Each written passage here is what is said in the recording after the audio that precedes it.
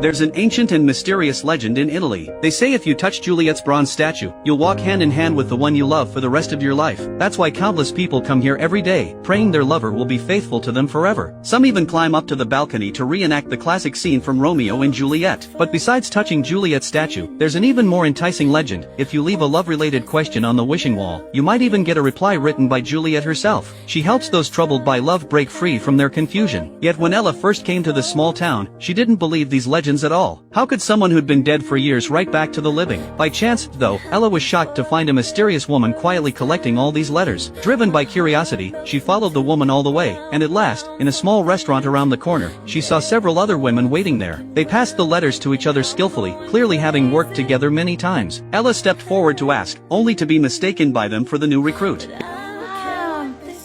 You are a writer. Yeah, I am a writer.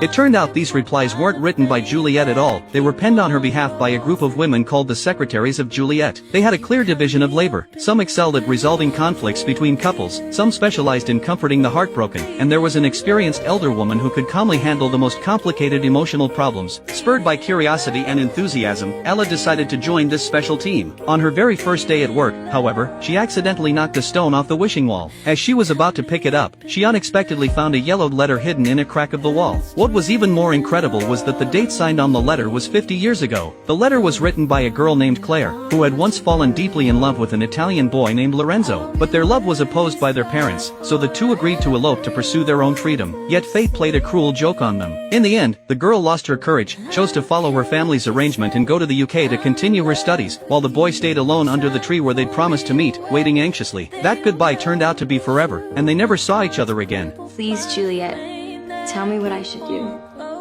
My heart is breaking, and I have no one else to turn to. Love, Claire.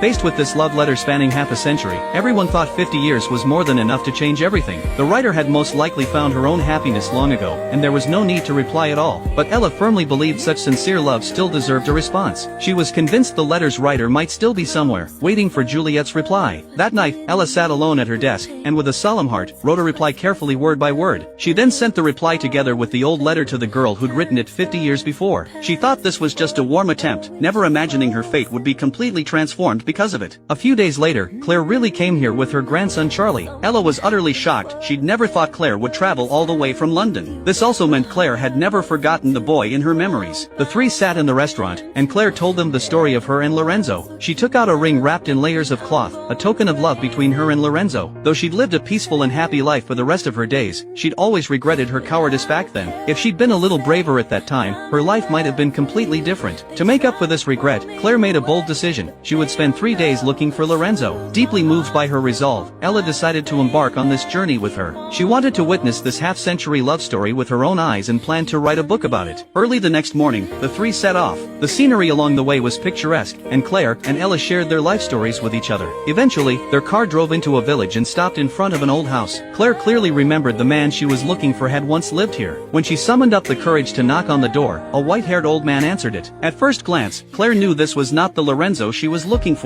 Are you sure?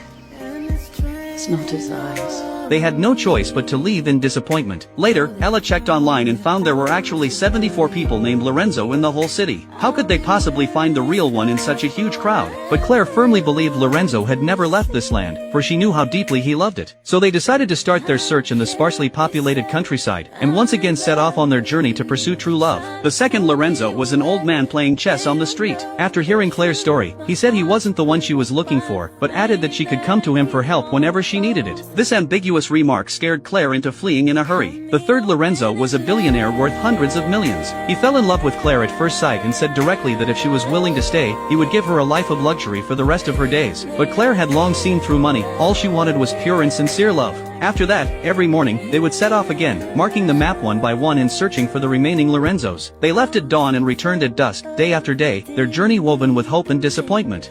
I am Lorenzo Bartolini. I am Lorenzo Bartolini. Wow. I am Lorenzo Bartolini. As the unmarked places on the map grew fewer and fewer, the light in Claire's eyes dimmed little by little. She originally thought this journey might end in failure. However, when they passed a vineyard, a young man pruning the vines caught Claire's attention. She excitedly told Charlie to stop the car, firmly believing the man in front of her was the Lorenzo she was looking for. Charlie thought his grandmother must be muddled. How could Lorenzo still be so young? But fate really gave them a surprise. The young man's name was indeed Lorenzo. Judging by his age, the Lorenzo Claire was looking for must have been his grandfather, who had gone to inspect the vineyards in the north and would be back soon. At this crucial moment, though, Claire hesitated. She didn't know what identity to take or what mood to hold to face the boy in her memories. It turned out that reuniting takes more courage than parting, and when she finally summoned up her courage, she sadly realized she had missed the best time. But when that familiar figure appeared in the distance, Claire's heart still couldn't help beating wildly. Their eyes met, and they could hardly believe they were really standing in front of each other. They walked toward each other at the same time, hugged tightly, and felt the heartbeats they had guarded for each other for 50 years. After that, Lorenzo warmly invited the three of them to have lunch together. And what was even more unexpected was that Claire made a decision that shocked everyone.